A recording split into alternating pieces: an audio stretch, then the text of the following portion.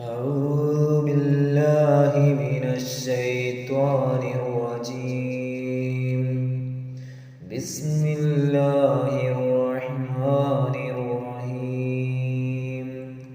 القارية ما القارية وما أدراك ما القارية يوم يكون الناس كالفراش المبثوث وتكون الجبال كالعهن المنفوش فأما من ثقلت موازينه فهو في عيشة راضية وأما من خفت موازينه فأمه هاوية وما أدراك ما هي نار حامية. കഥ പറയാം. നരകം. സുദീർഘമായ വിചാരണയ്ക്ക് ശേഷം മനുഷ്യർ സ്വർഗത്തിലേക്കും നരകത്തിലേക്കും വേർതിരിക്കപ്പെടുകയായി. സത്യനിഷേധികൾ സിറാത്തിലെത്തുന്നതിന് മുമ്പ് തന്നെ നരകത്തിൽ പതിക്കുന്നു. വിശ്വാസികളിലെ കുറ്റവാളികൾ സിറാത്തിൽ നിന്നും നരകത്തിൽ പതിക്കുന്നു. അവശേഷിക്കുന്നവർ സ്വർഗപ്രവേശനത്തിന് അർഹത നേടുന്നു. അനശ്വരമായ സ്വർഗ നരകങ്ങളുടെ അവസ്ഥയെന്താണെന്ന് വിശുദ്ധ ഖുർആനും തിരുസുന്നത്തും വിശദമായി തന്നെ പരാമർശിക്കുന്നുണ്ട്. സ്വർഗത്തെക്കുറിച്ചുള്ള സന്തോഷ വാർത്ത സത്യവിശ്വാസികളെ അറിയിക്കുന്നത് പോലെ നരകത്തെക്കുറിച്ചുള്ള താക്കീതും വിശുദ്ധ ഖുർആനിൽ ധാരാളം സ്ഥലങ്ങളിൽ കാണാൻ കഴിയും. നിന്ദ്യവും അസഹനീയവും അപമാനകരവുമായ നരകശിക്ഷയുടെ തോതും രൂപവും അനേകം സൂക്തങ്ങളിൽ വിശദീകരിക്കപ്പെട്ടത് നരകമുക്തി ആഗ്രഹിച്ച് നാം സൂക്ഷ്മജീവിതം നയിക്കാനാണ്.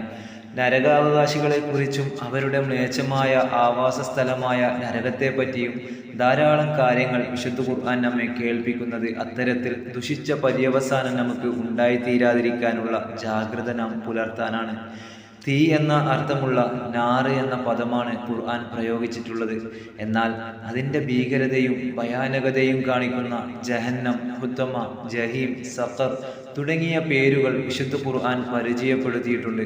നരകത്തിൽ കത്തിയെരിയേണ്ടി വരുന്ന ഹതഭാഗ്യരുടെ ദുശ്ചെയ്തികളും പിഴച്ച വിശ്വാസങ്ങളും നാം പാടെ വർജിക്കാനായി അള്ളാഹു അവയത്രയും നമുക്ക് വിശദീകരിച്ചു തരുന്നു.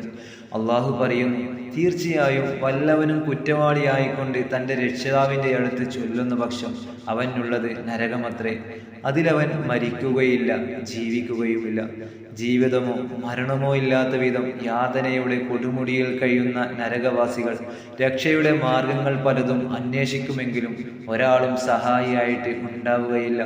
അള്ളാഹു പറയുന്നു, അവിശ്വസിക്കുകയും അവിശ്വാസികളായി മരിക്കുകയും ചെയ്തവരിൽപ്പെട്ട ഒരാൾ ഭൂമി നിറയെ സ്വർണം പ്രായശ്ചിത്തമായി നൽകിയാൽ പോലും അത് സ്വീകരിക്കപ്പെടുന്നതല്ല.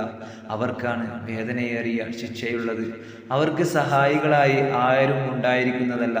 മനുഷ്യന്റെ ആജന്മശത്രുവായ പിശാച് അവനെ വഴിപിഴപ്പിക്കാൻ ശപഥം ചെയ്ത് അതിനായി തുനിഞ്ഞിറങ്ങിയിരിക്കുകയാണ്.